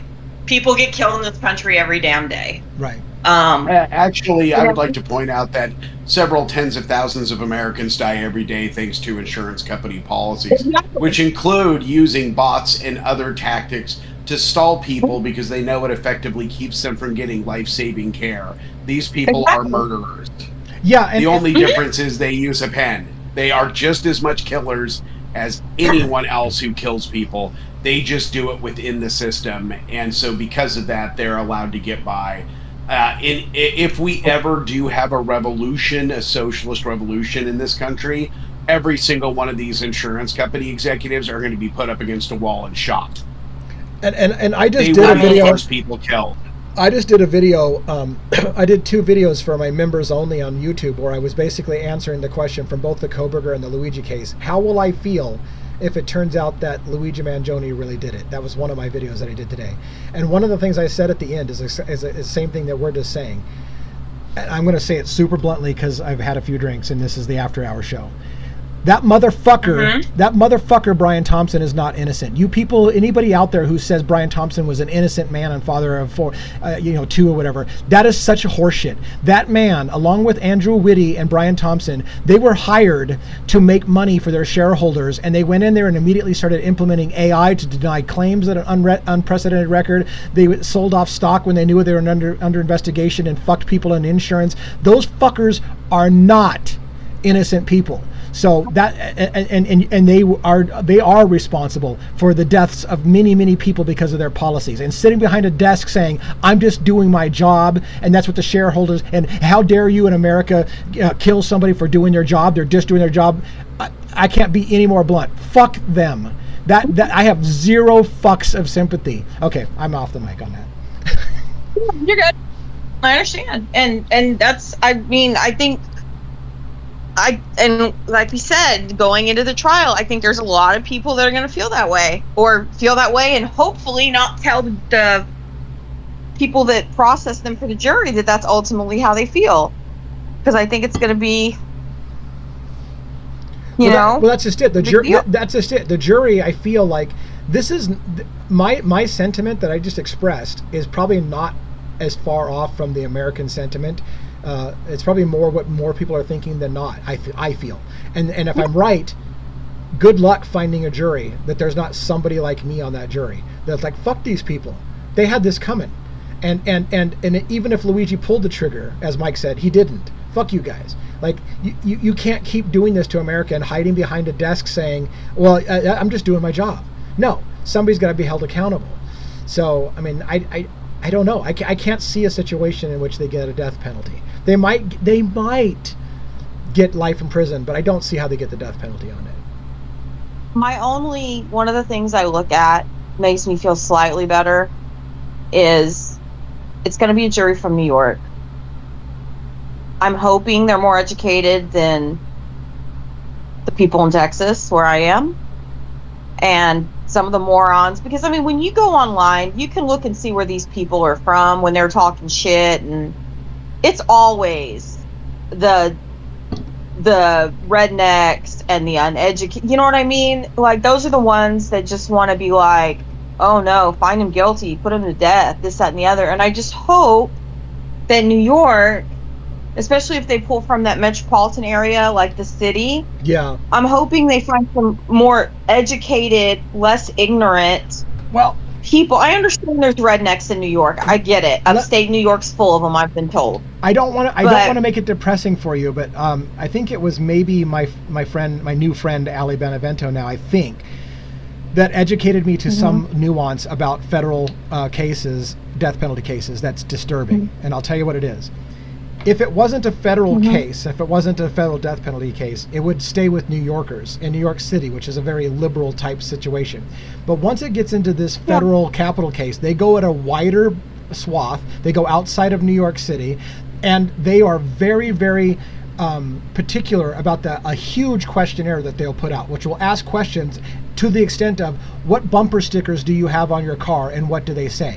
If you have a free Luigi bumper sticker in your car, you're not on that fucking jury. So Well, you lie. Right. You just lie. Right, but what I'm saying is the fact You that lie it's a to get what federal we case, want. they're gonna get much more aggressive. This is why the federal government doesn't lose cases. They get very, very much more aggressive on how they get that jury seated, and they hardly ever lose. Yeah. That's the bad thing. But Well, that sucks. it does. But you said but you said though, like, let's say, and nobody wants baby sitting in jail for 3 years, but let's say we get a new administration, and I mean, they can drop the federal case if they want to, right? They could, but I don't see. Here's what I mean. First of all, a pardon, a presidential pardon, first of all, always happens at the very, very end of their term, and because if there's any chance that they're going to get a second term, it's going to happen at the end of their second term. So let's say now you have to wait another 3.5 years for Trump to get out of office. Then you have to hope that you get a president that's against the death penalty coming in next. And if he or she happens to get elected twice, you're looking at 8 years past that. So now you're at 12 years. Regardless of how you look at it, it's going to be decades before anybody can even reconsider the possibility of letting Luigi back out. And then even then, I bet the first president that has the chance to do it probably isn't going to do it. It's going to be like, okay, look, Luigi's a 70-year-old man now. He spent his entire life in jail for something, whatever. Now maybe it's time to let him go. So I don't know. Like I don't want to rain on everyone's parade, because again, I'm all for the presumption of innocence, and I'm all for Camp Luigi, and I'm all for. I hope to God this will make a change in the American healthcare system, but I'm a cynic, so I don't think it will. Let me tell you a little secret. Yeah. With every piece of rain, there's a rainbow. And let me tell you something right now, that man is not going to spend his life in prison. Is or isn't? Isn't. Yeah. Yeah. He has the same chance of being held for a long period of time in a federal facility that someone would have holding a feather in a hurricane in their open palm. Either the government or the insurance lobby is going to have him killed. Oh my God. Or he will escape relatively rapidly if this case goes against him. It will be one of the two. Yeah, you just Because do not think an inmate in a general yard isn't going to take a $5 million payoff to his family for taking care of this problem for a lobby. It's happened before. It will happen again. It will probably be mob or mafia affiliated. Well, I mean, and they will wipe him off. I mean, not to make the that's direct, a lot of money. Not to make the direct connection, but I mean, a lot of Americans don't believe Jeffrey Epstein killed himself because of the same kind of situation. Jeffrey Epstein didn't kill himself. You think so? Yeah, no one thinks that. Yeah. No one thinks he killed himself. No, because that was a hit. What happened with Jeffrey Epstein, in my opinion, not to get this sidetracked, but it goes along to your comment. Somebody could kill Luigi Mangione to keep this from getting bigger. Because if he suddenly has, like Jeffrey Epstein, suddenly has a stroke of consciousness and decides to kill himself because he can't handle what he's done, that'll be the narrative, and most Americans will just buy it. But a larger amount of people will buy it, and they'll make jokes about it at the Grammys because we all know Jeffrey Epstein didn't kill himself, but we just have to agree to it. Because what happened was if Jeffrey Epstein had been allowed to go to trial, he would have named names to get himself a plea bargain, and those brought down Trump. Right, and so you can't. He couldn't have been allowed to name those names, which is why he mysteriously had guards disappear and cameras get turned off and hung himself. Almost nobody in America agrees that happened, but we all just accept it. Okay, if Jeffrey Epstein was a pedophile and he had himself a stroke of he finally had a conscience and decided to kill himself because it's the easier thing that makes us feel together. The only thing keeping Luigi alive right now is the fact that his government handlers and the insurance lobby are relatively certain they're going to convict him in court. Right. They think either the federal or the state court case will do him in. If it looks like he's going to go free, we will probably see Epstein Part 2. See, here's the thing. I mean, because they cannot afford to let this man out into public. Here's the thing. Along with I'm just theory crafting, and maybe it's a little inebriated theory crafting, but like you're saying, Mike, here's the problem. If this becomes a self-defense case, and then if it becomes so here's the logic. If it becomes a self-defense case or a defense of others, Luigi Mangione killed somebody because he was trying to save lives by stopping the predatory healthcare system. If that's the defense, they're going to have to put the healthcare system on trial to explain why Luigi Mangione felt that this was proper. And if that's the case, if the healthcare system is going to be put on trial, there's a motivation that Luigi Mangione is going to have to kill himself so that it doesn't go to trial. Because no one wants, in the health insurance industry, no one wants that to go to trial and put the health insurance system on trial. And so that's when you get into this scenario. Will Luigi suddenly have an accident? Will somebody stab him and shank him in prison? Will he kill himself because he's wrecked? And that'll be the story they get. What bottom line it will be is stopping it from putting the health insurance system on trial. Because nobody in that system, with that enormous amount of money, is going to let the health insurance system be put on trial. And so if it ever gets to that point, if Karen makes this a situation where it's the health insurance system put on trial, I fear for Luigi's life, because someone's going to make sure that trial doesn't happen. Well, they're going to make sure that, I mean, I am in the same boat. Now, it's possible that because of this, like, cross reciprocity of the fact that again, Luigi is unlike many people that they could have tried for this case, because he is an actual citizen. And by citizen, I mean he is a person whose family owns capital. And in our current political system, you really don't have a vote unless you own capital. And his family does. So the thing is, of course, so did Epstein. It didn't save his bacon. But at the end of the day, the thing is that this is the number one thing we're running. This is where Karen is having a field day. Agnifalo's having a field day because when the New York police descended on him in Altoona, they thought he was a nobody. They thought he was a me or a you or someone who doesn't have capital resources. And then they found out, unfortunately, after the fact, oh, fuck, we have pictures of a guy who we made piss his pants because we let him use the restroom, whose family's worth $500 million. And to be fair... oh, shit. Now we're in trouble. Yeah, and I don't mean to sidetrack your thing, but that whole pissed his pants thing, we don't even know that they didn't spill a water bottle on his pants and took that shot. Yeah, we know, but I'm just saying, though, they never would have allowed that photo to go if they'd have known who he was. Right. Had they known who he was, he would have been upright and looking into the camera boldly. They would not have done this shit. It's because they thought he was a schmuck. Yep. And then they found out, to their deep despair, a week later, that this man indeed was not a schmuck. Yeah. And now they're having to deal with Karen Agnifalo, who is an incredibly vicious and effective attorney, and now they're having to answer for their mishandling of the case. But had it been you or me, none of this would ever be public. We would have been railroaded through the system. We'd already have a public defender drawing up our life in prison without parole, so we would avoid the death sentence, and we'd be sitting in a federal supermax right now already. The trial would already be over. And that's the other... I mean, it's too big of an issue to get into, but that's the other problem about American politics and our judicial system, is that the reality is you get a different defense the more money that you have. The common man has no chance. A public defender has no chance against the system. And the only people who really get, and furthermore, people who are technically guilty of what they did are more likely to get off the more money you have. Because money makes a difference in this country, and you can buy yourself out of a whole bunch of shit. Now, that's positive for Luigi Mangione supporters, because Luigi Mangione has money. He has a ton of money, and he's raised over $1 million in public funds from crowdsourcing. So he's not going to have a problem that most of us have. Because you're right, if this had been a schmuck, he would be done. But he's got money to fight it.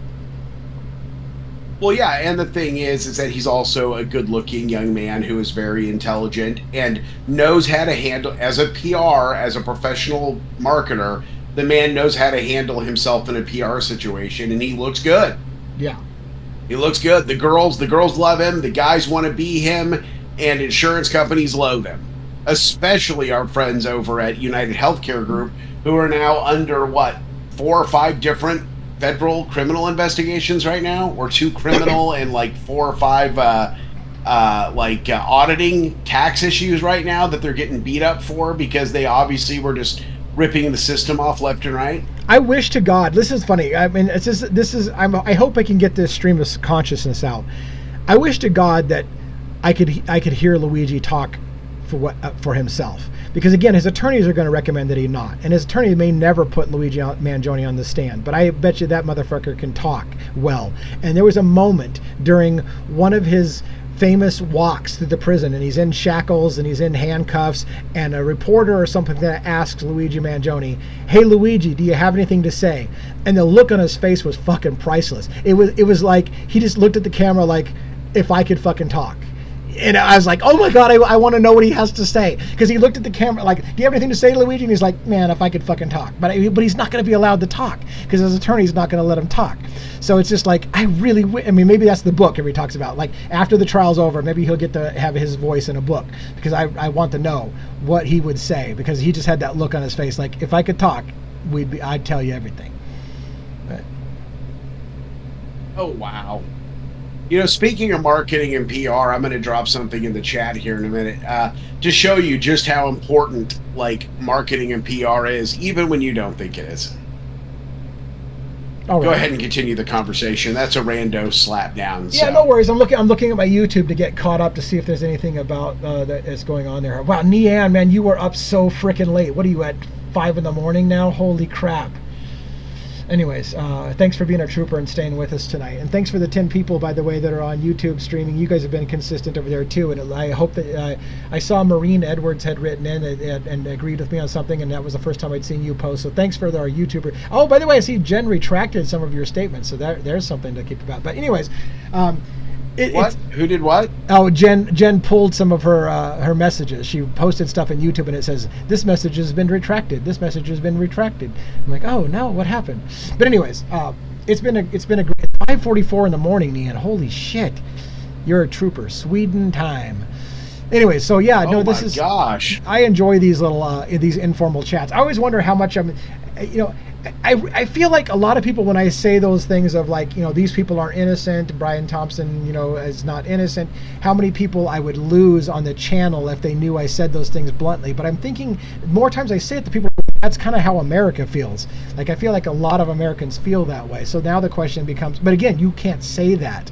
You can't say that on TikTok. You can't even say that on YouTube without affecting your channel getting pushed out to more people, which is why we have this on a Backstage account. People don't understand how widespread this is, and this is where America has a problem, is that as someone who worked for the media for a while and saw the Sinclair debacle live that is often lampooned on YouTube, where you had a whole bunch of local reporters literally line by line covering a story that was given to them by a corporate entity.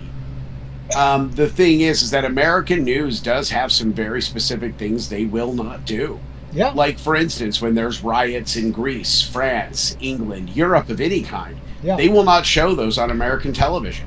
Right. Because what they don't want is, like, if there's riots in India or Indonesia or China, they put those right up. Or if there's riots in Russia, they go right up because these are enemy states, and look at what all horrible things are happening over there. Or these aren't people like you. Or if there's riots in Middle Eastern countries, they will often repurpose it and say that those people are rioting for democracy and freedom. But the minute the French or one of our Scandinavian brothers and sisters or one of those groups are rioting in their streets, they will refuse to show it. They had riots in France. What was it, for like almost 6 weeks, and there was like maybe 3 or 4 major news stories on it across all of the platforms in the United States. And it's because they don't want. Yeah, sorry, and to riff on this, your point though is you're exactly right. They being the media, if you wanna, I know that there's, I even have some disagreements about whether or not they exist, but they control how people feel about things. So in other words, if they don't show that other people think like me, and then and they publicly shame people who think like me, there's some people out there that think that Brian Thompson had this coming, and then they make you feel, and then they don't let you see that that's the majority opinion in America, and you have no idea. Then you start to feel like, wow, I guess I must be the outcast. I'm the abnormal. Like, everybody else in America agrees that Brian Thompson didn't have this coming. I must be an asshole. And if they don't let you know, because they suppress the information and they don't let you see that other people think the way that you do, and they only let you see the side that they want you to see, you start questioning yourself. I guess I'm the only one who thinks this. Well, you're exactly there, because one of the things that happened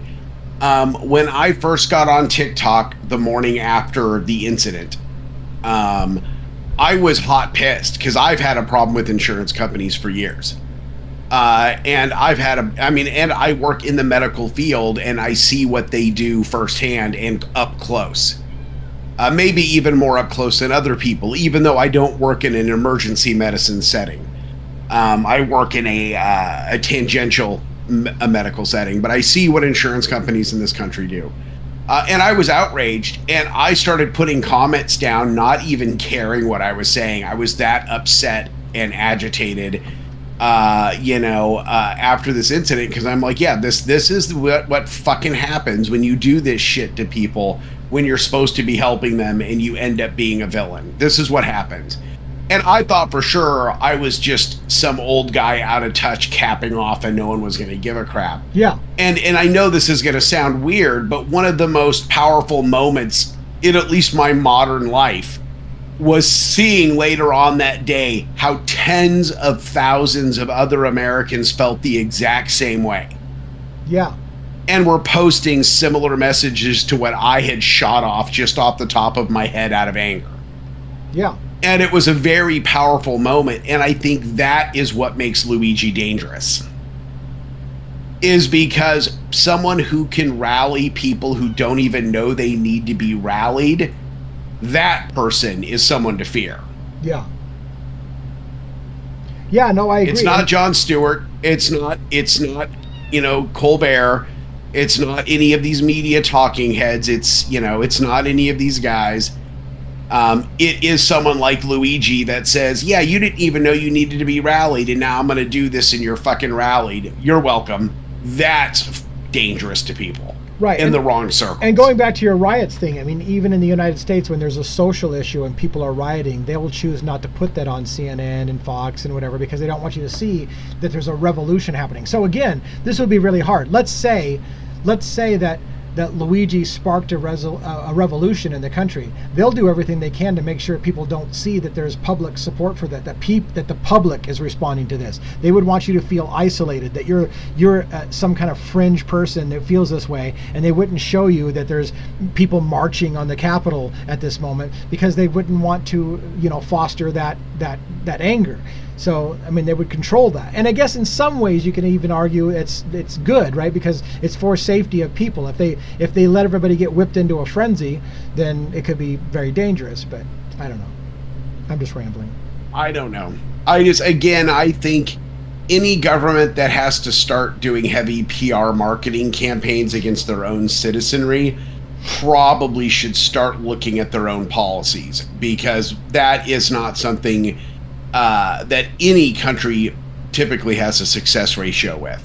Yeah. I mean, like I said, and again, I'm not saying anything is going to happen or even needs to happen in some cases. I'm just saying at the end of the day, you've really got to start sitting down and saying, what are we doing so wrong that our own citizenry is starting to turn against, supposedly the creme de la creme of our society, which is our business elite. Yeah. There's something there that's broken or it wouldn't be happening. Yeah. And I think that's just self-evident.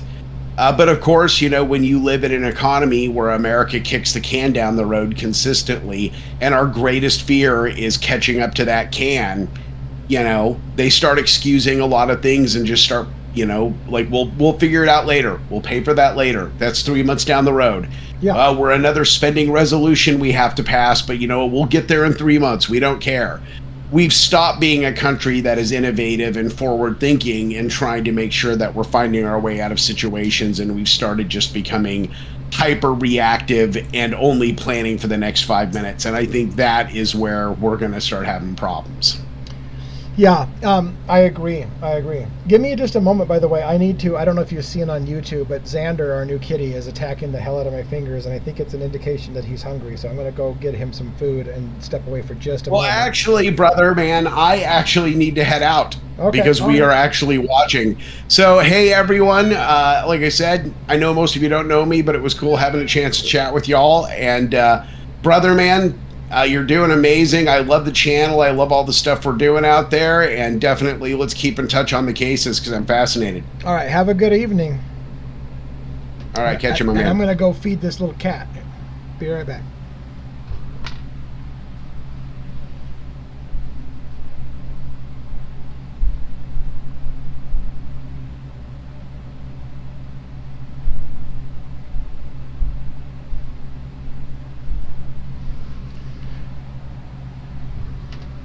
Hey y'all, can y'all just unmute yourselves for a second? Did that piss anybody else off, or was that just me?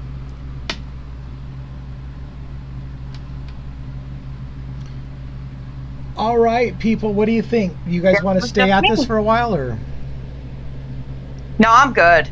you're good for the night? Yeah, Okay. yeah. Because I don't think anybody else is talking anyway. So Right. yeah, yeah. All right. Well, I mean, I'm just giving a moment to make sure the chat doesn't disagree, but otherwise, I think we'll go ahead and kind of. What's on the YouTube side? Are there people over there? There are people on the YouTube side, and they're commenting on things. So, but again, I'm trying to see if they're going to respond, if they want to keep having us riff on anything or not. Yeah. I can't think of anything else. That's from our 5:30, 6 o'clock in the morning individual in Sweden. All right, so That's crazy. let's let everybody have a break for the night. I want to thank everybody that we've had a pretty consistent, small little intimate group of friends hanging out on the channel. So thank you, and I hope that I didn't lose anybody when I started to drop the F-bombs on the whole Brian Thompson innocence thing, that I went on to rant, because that was very passionate and very blunt. But That's true, 100%. yeah, so No, I mean, yeah. yeah. I mean, sometimes things have to be said, and a lot of people ask me, what do you really think about it? So I think I kind of let that pretty much be blunt, right? Xander says good night. I got Xander up on screen in case you wanted to say goodbye to Xander. There's Xander. He's so cute. He's way cute. All right, thank you everybody for coming tonight. We're going to go ahead and sign off for the evening. Thanks for joining another After Dark party, and hopefully we'll see you again soon. Yep. Good night. Good night.